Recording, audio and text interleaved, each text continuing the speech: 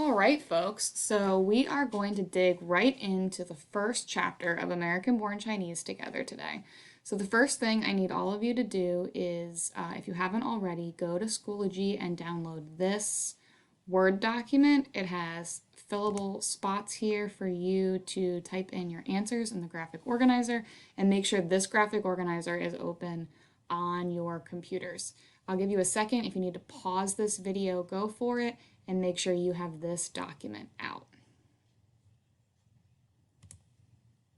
And then I'm going to have you follow along here in Chapter 1 of American-Born Chinese. This PDF is also in the lesson folder for today, so if you'd like to open it and follow along, that's fine, or you can just follow along on my computer.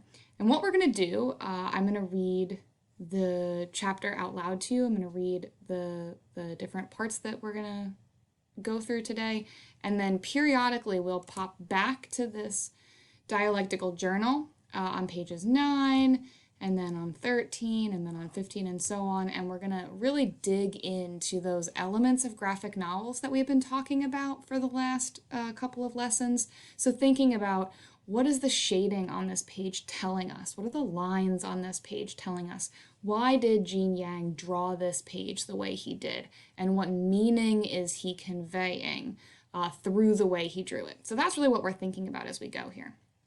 So I'm going to take us over to chapter 1 here, and we're just going to get started with this awesome book.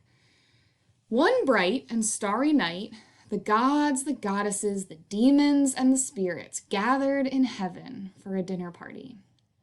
And Lao Tzu says, "Your peaches are looking especially plump today, my dear." "Tee-hee, oh, stop it, Lao Tzu." "I don't mean to boast, but that thunderstorm I put together last night impressed even myself."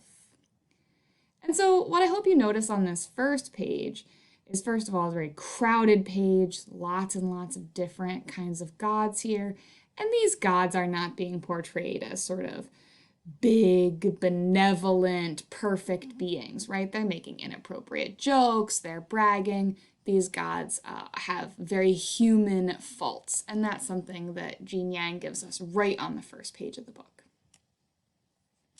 Their music and the scent of their wine drifted down, down, down to Flower Fruit Mountain, where the flowers bloomed year-round, and the fruits hung heavy with nectar, and monkeys frolicked under the watchful eye of the magical Monkey King.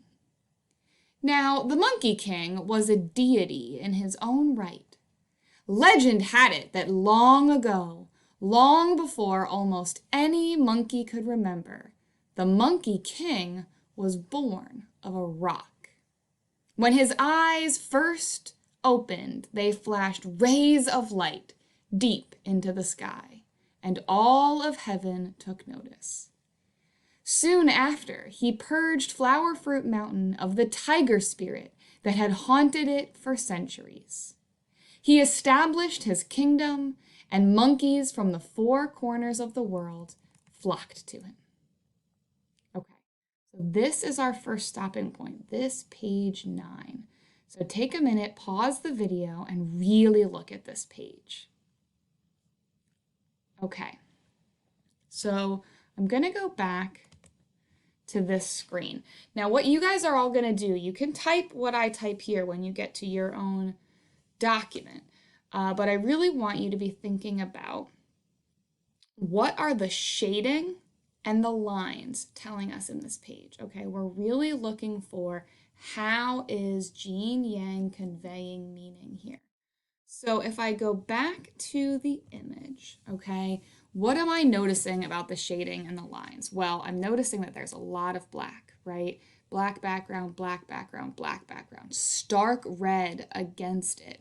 Orange background, and then it sort of smooths out here. But the vast majority of this page is very dark, stark differences. So we're getting kind of a sense of something ominous, something spooky. We have lightning, and then the same color and the same, almost the same shape, right? The same direction from the lightning is also the rays of light that have flashed out of the Monkey King's eyes. So somehow we're sort of connecting the Monkey King to lightning, to sort of power. We're getting crack in onomatopoeia in this action balloon here. So the shattering of the rock is not sort of a peaceful, cheerful birth. It's a violent, destructive birth. We've cracked the rock. The reaction is not necessarily positive here. And then on this bottom panel, we see the Monkey King high up on this rock with all the other monkeys below him. And if you remember what we talked about with panel layout, the people who are high, who are taller, who are above the others in the panel, that highness is going to indicate their superiority, their strength, their power, their influence over the things that are lower than them.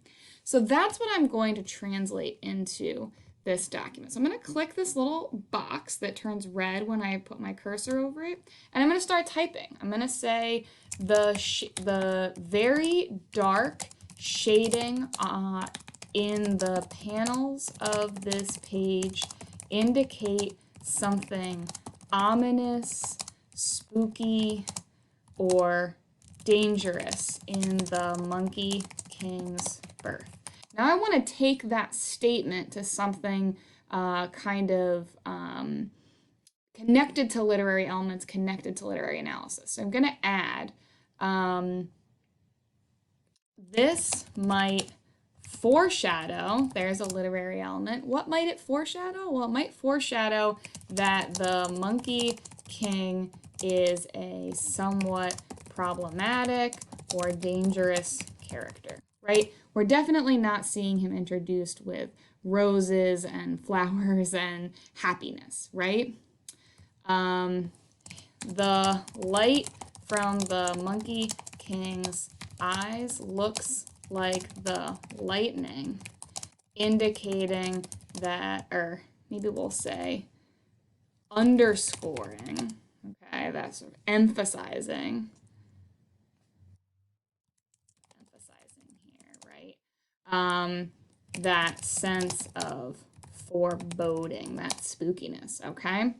In the bottom right panel, the shading has become much lighter, indicating that there is some kind of peace associated with the Monkey King's leadership, but he is portrayed as being high above the other monkeys.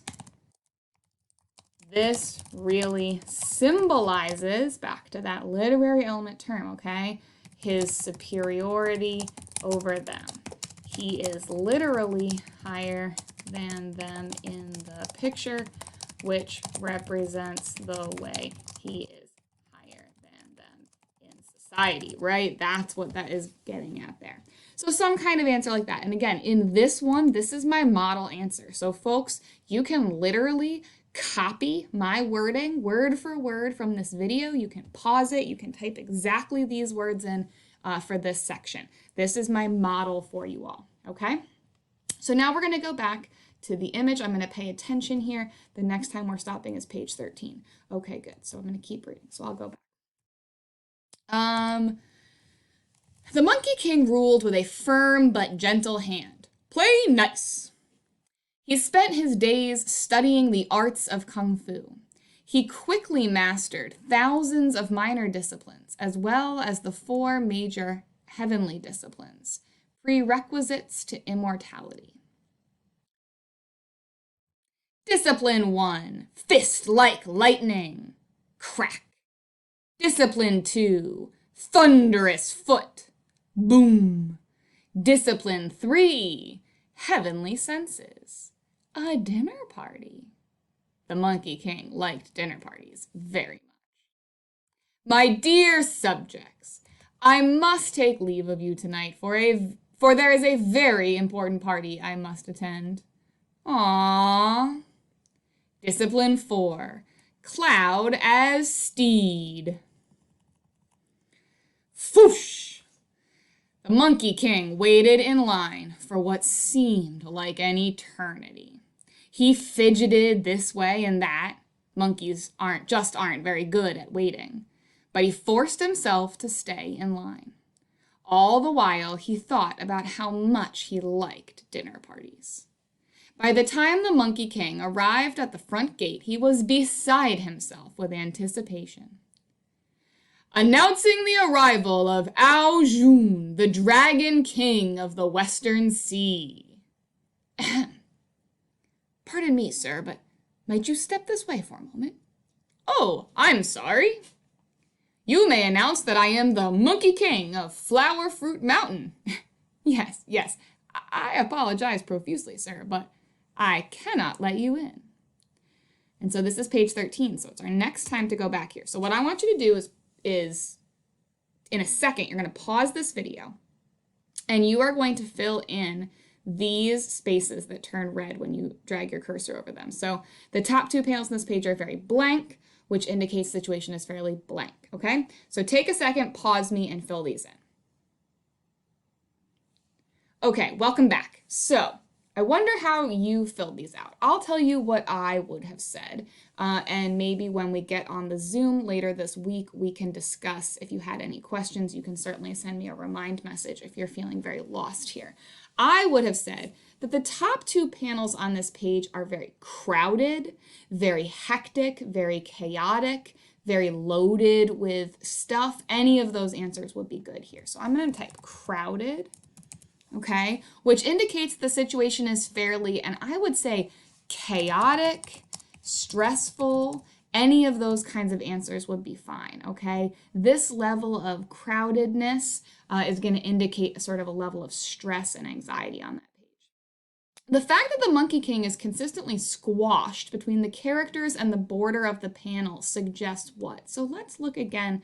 Look how he is. He's kind of squashed here. He's squashed between these two panels, right? So this is indicating that he's less important, or that he is being pushed out by the other gods at this party. So I'm going to say suggests that he is being pushed out or ignored by the other gods. Any answer that had something sort of like that is going to be helpful here. In the last two panels, the fact that the Monkey King is noticeably blank than the guard. What is he? He's noticeably smaller. You might have also said shorter. Suggests what? Well, it suggests that he has considerably less power than the guard. Okay? So what I'm going to do here is I'm just going to finish this chapter. I'm going to read the rest of it out loud, and I do want you to do 15 and 20 on your own, and I also want you to answer this question. And then when you're done with all of that, you're going to upload this response in the assignment box in Schoology. So the guard is saying he can't let you in, right? And here, up here, he's explaining he can't let him in because you haven't any shoes. But there must be some mistake. I am the sovereign ruler of Flower Fruit Mountain, where the flowers bloom year-round and the fruits hang heavy with nectar. Thousands of subjects pledge loyalty to me. Good for you, sir. Good for you. Now, if you'll kindly step aside, you don't understand. I, too, am a deity.